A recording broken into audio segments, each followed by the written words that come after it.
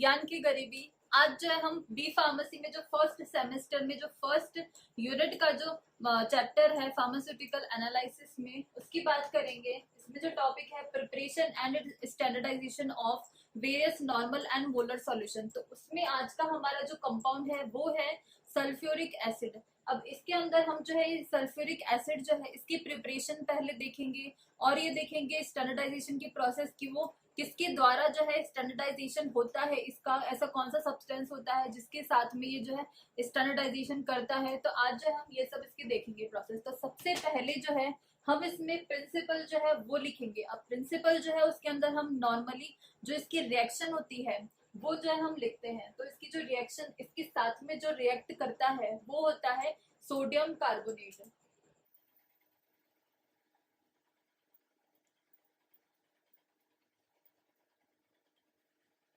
तो जैसे कि हमने HCl में भी देखा था, जो HCl भी होता है हाइड्रोक्लोरिक एसिड, उसमें भी जो है वो रिएक्ट करता है सोडियम कार्बोनेट के साथ में। वैसे ही जो सल्फ्यूरिक एसिड भी जो होता है वो भी जो है सोडियम कार्बोनेट के साथ में स्टैंडर्डाइजेशन करता है और वो फॉर्म करता है सोडियम सल्फेट और H2O और CO2।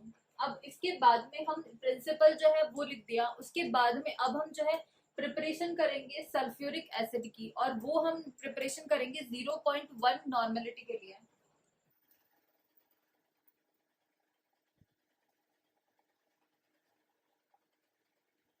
तो ये जो प्रिपरेशन में है, अब H2SO4 भी जो है हाइड्रोक्लोरिक एसिड की तरह ही लिक्विड है, ये जो है वो सॉलिड फॉर्म में नहीं होता है। तो हम इसका जो मॉलिक्यूलर वेट है वो हम इसमें काम में नहीं ले सकते हैं। तो सबसे पहले हम जो है इसका ml में जो है लिक्विड है तो इसको हम ml में जो है इसका मास जो है वो कन्वर्ट करेंगे। तो सबसे पहले हम इसका मॉलिक्यूलर वेट लिखेंगे। इसका जो मॉलिक्यूलर वेट होता है वो होता है 98। तो इसके बाद में अब हम जो है इसका इक्विवेलेंट वेट निकालेंगे। तो इसका जो इक्विवेलेंट वेट निकालेंगे इसमें जो इसमें रिप्लेसेबल आयंस है उससे जो है इसको डिवाइड करेंगे मॉलिक्यूलर वेट को। तो इसमें रिप्लेसेबल आयंस जो है इसमें दो है क्योंकि इसमें दो हाइड्रोजन है। तो रिप्लेसेबल आयंस दो है तो इसको अब दो से डिवाइड करेंगे तो इसका जो इक्विवेलेंट वेट है वो आएगा 49। अब इसके बाद में हम क्या करते हैं, अब इसका इक्विवेलेंट वेट 49 आ गया। अब इसकी जो डेंसिटी होगी वो हम लिखेंगे। डेंसिटी इसकी होती है 1.84। अब इसकी डेंसिटी भी आ गई। अब हम देखेंगे कि ये कितनी परसेंट प्योरिटी में रहता है। कि ये जो है वो 97% प्योरिटी में रहता है। तो ये जो है पूरी तरह 100% प्योर नहीं होता है। ये हमें जब मिलता है नॉर्मली वो 97% नॉर्मली जो है वो मिलता है प्योरिटी में। जैसे HCl जो है वो 35 से 36% प्योरिटी में मिलता था वैसे ये मिलता है। अब हम जो है ये फॉर्मूला हमने उसमें भी यूज किया था HCl में, mass equal to volume into density, वो भी जो है हम इसमें यूज करेंगे। तो जब हम इसका मास निकालेंगे तो हम इसमें जो है 1000 ml वॉल्यूम के लिए निकाल रहे हैं। तो यहाँ पे जो इसका वॉल्यूम है वो 1000 आ जाएगा और इसकी जो डेंसिटी होती है वो होती है 1.84। तो इसका जो मास है 100% प्योरिटी के लिए वो आ जाएगा 1840। तो ये जो है वो इसका मास आ जाएगा। 100% प्योरिटी के लिए है ये। लेकिन अब हमें क्या करना है, इसको 97% प्योरिटी जो है उसके अंदर कन्वर्ट करना है। तो जो एक्चुअल इसका मास है वो आ जाएगा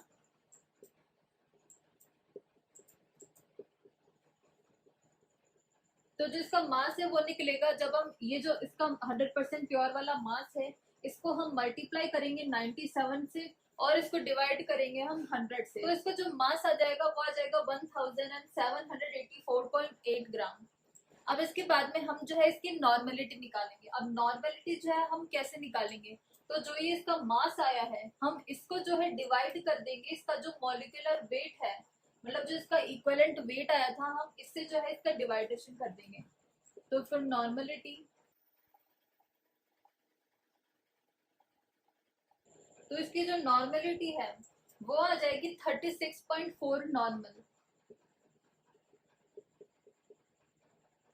तो फाइनली अब जो सल्फ्यूरिक एसिड है उसकी उसकी मास के अकॉर्डिंग जो नॉर्मेलिटी आई वो आ गई 36.4 N। अब इसके बाद में ये जो नॉर्मेलिटी आई है हम जो है वो फॉर्मूले में पुट करेंगे, जो फॉर्मूला होता है N1V1 इक्वल टू N2V2। क्योंकि हमें जो है अभी तक इसका वॉल्यूम जो है नहीं मिला है, तो हमने इसकी नॉर्मेलिटी पहले फाइंड कर ली। अब ये नॉर्मेलिटी से हम जो इसका वॉल्यूम जो है वो निकालेंगे। तो अभी N1 जो है वो ये इसकी नॉर्मेलिटी है 36.4, और हमें इसका जो वॉल्यूम है वो हमें अकॉर्डिंगली जो है निकालना है। अब N2 जो है हम किस नॉर्मेलिटी के लिए निकाल रहे हैं, तो हम 0.1 नॉर्मेलिटी के लिए निकाल रहे हैं, तो यहाँ पे ये नॉर्मेलिटी आ जाएगी। और वॉल्यूम हमें 1000 ml के लिए चाहिए, तो यहाँ पे 1000 आ जाएगा। तो अब V1 जो है हम यहाँ से आसानी से जो है वो ऑब्टेन कर सकते हैं। तो इसका जो V1 आ जाएगा वो आएगा 2.75 ml। तो अब इसका जो है फाइनली V1 जो है वो आ गया।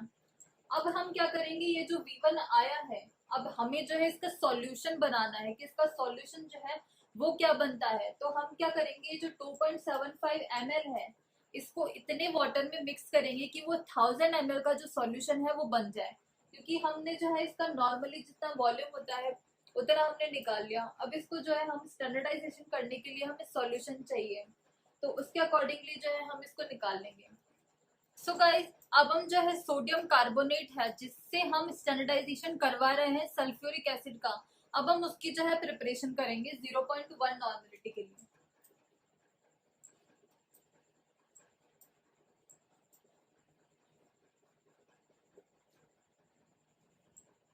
तो इसकी जो प्रिपरेशन है उसके लिए हम सबसे पहले इसका जो मॉलिक्यूलर वेट है उसको जो है सबसे पहले हम राइट करेंगे। तो इसका जो मॉलिक्यूलर वेट होता है वो होता है 106। अब इसके बाद में जो इसका इक्विवेलेंट वेट है वो हम जो है इसका चाहिए होगा। तो सबसे पहले इसका इक्विवेलेंट वेट जो है वो हम निकालेंगे कि molecular weight upon number of replaceable ions. तो इसमें जो नंबर ऑफ रिप्लेसेबल आयंस होते हैं वो होते हैं 2।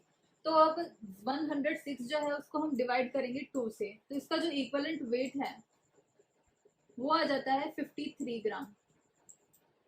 तो ये जो है वो 1 नॉर्मेलिटी के लिए आया है। 53 ग्राम जो इसका मास आया है वो आया है 1 नॉर्मेलिटी के लिए। अब हम इसको 0.1 नॉर्मेलिटी के लिए चाहिए, तो इसका मास आ जाएगा 5.3 ग्राम। तो अब हमें जो है सीधा से इसकी प्रिपरेशन करनी है कि सॉल्यूशन की।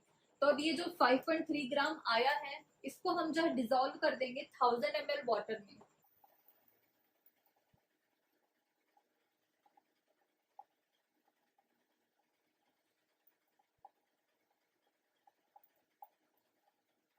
अब ये जो है हमने प्रिपरेशन कर ली 0.1 Na2CO3 की भी। अब हमने जो है सबसे पहले हमने जो है सल्फ्यूरिक एसिड जो है उसकी भी हमने प्रिपरेशन कर ली 0.1 नॉर्मेलिटी के लिए। अब हमने जो है प्रिपरेशन कर ली Na2CO3 की भी। अब हम देखेंगे कि इसकी जो फाइनल स्टैंडर्डाइजेशन है वो जो है उसका प्रोसेस क्या होता है। सो गाइस अब हम जो है इसकी स्टैंडर्डाइजेशन की जो प्रोसेस है उसके बारे में बात करेंगे, और हम बात करेंगे फैक्टर्स की कैलकुलेशन के बारे में। इससे पहले जो स्टैंडर्डाइजेशन प्रोसेस होती है इसमें क्या होता है, इसमें कौन कौन से इक्विपमेंट्स यूज होते हैं। इसमें जो है सबसे पहले ब्यूरेट हम लेते हैं। ब्यूरेट जो होती है उसके अंदर हम उसको फिल करते हैं जिसके द्वारा हम स्टैंडर्डाइजेशन करा रहे हैं। तो हमने इसमें सोडियम कार्बोनेट जो है 0.1 नॉर्मेलिटी का वो हमने इसमें फिल कर देते हैं ब्यूरेट के अंदर। उसके बाद में हम क्या करते हैं, नीचे कॉनिकल फ्लास्क लेते हैं, और जो कॉनिकल फ्लास्क होता है उसमें हम 10 ml H2SO4 जो है सल्फ्यूरिक एसिड वो हम इसमें फिल करते हैं। उसके बाद में हम इंडिकेटर इसमें डालते हैं मिथाइल ऑरेंज नाम का, वो हम डालते हैं 2-3 ड्रॉप्स मिथाइल ऑरेंज इंडिकेटर। इसके बाद में हम जो है इसकी टाइट्रेशन स्टार्ट करते हैं। उसके बाद में हम जो है इसको जो है टाइट्रेट कराते हैं सोडियम कार्बोनेट से। अब वो कैसे, सोडियम कार्बोनेट जो है उसको हम ड्रॉप बाय ड्रॉप इसमें अंदर डालते हैं, और इसके द्वारा जिसका स्टैंडर्डाइजेशन होता है उसकी प्रोसेस होने लगती है। उसके बाद में आता है एंड पॉइंट। जब एंड पॉइंट आता है तब जो है इसकी पूरी स्टैंडर्डाइजेशन हो जाती है, और इसके जो भी आयन होते हैं वो इसके आयन से पूरी तरह न्यूट्रलाइज हो जाते हैं, और इसकी स्टैंडर्डाइजेशन की प्रोसेस जो है वो पूरी हो जाती है। वो हमें पता चलता है इसका जो रेड कलर होता है, इसका जो रेड कलर होता है क्योंकि H2SO4 जो है उसको अंदर हम मिथाइल ऑरेंज जब डालेंगे तो उसका जो सॉल्यूशन का जो रेड कलर है वो उसका रेड हो जाता है। उसके बाद में क्या होता है, जब हम इसकी ड्रॉप्स डालते हैं और जब एंड पॉइंट आ जाता है तो उसमें क्या होता है कि लाइट ऑरेंज या फिर येलो कलर जो है उसके अंदर चेंज हो जाता है रेड कलर। उससे हमें पता चल जाता है कि इसका एंड पॉइंट जो है वो आ गया। अब ये जो थी स्टैंडर्डाइजेशन की प्रोसेस। अब इसके बाद में हम जो है इसकी फैक्टर कैलकुलेशन के बारे में बात करेंगे। इसके अंदर हम बात करेंगे कि कितने मोल जो है वो कितने मोल हमने इसके यूज किए और कितने ग्राम जो है इसका यूज किया हमने मास, तो वो जो है हम इसमें यूज करते हैं। तो सबसे पहले इसमें जो रिएक्शन देखते हैं, इसकी जो रिएक्शन होती है वो सीधी सी होती है। इसमें हम दोनों जो कंपाउंड लेते हैं वो 1 1 मोल ही लेते हैं, तो उस हिसाब से हम लिख देंगे। उसके बाद में क्या करेंगे, हमें जो है 1000 ml ऑफ 1H2SO4 चाहिए। उसके हिसाब से कितने ग्राम जो है वो Na2CO3 लग रहा है। तो जब 1000 ml जो होगा उसमें हम जो है 106 ग्राम Na2CO3 जो है वो यूज होगा, क्योंकि ये इसका मॉलिक्यूलर वेट है। उसके बाद में हम देखेंगे हम जो है 1 ml के लिए चाहिए, 1 ml H2SO4 के लिए कितने जो है सोडियम कार्बोनेट चाहिए। तो हम जो है 106 है उसको 1000 से डिवाइड कर देंगे तो इसका जो है आ जाएगा ग्राम। अब उसके बाद में हमें 0.1 नॉर्मेलिटी के लिए चाहिए, तो हम इसको फर्दर जो है 10 से और डिवाइड कर देंगे तो ये मास जो है वो आ जाएगा।